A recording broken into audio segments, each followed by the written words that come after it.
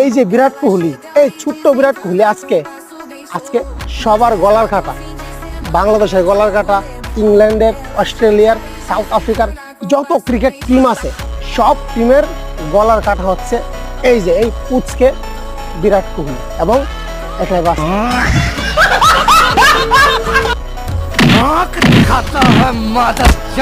আরে ভাইজান, এই বাচ্চাটাকে এখন পুরা জগৎ কিং কোহলি কয়। কি কয়? কিং কোহলি। আর কেন কয় দেখো।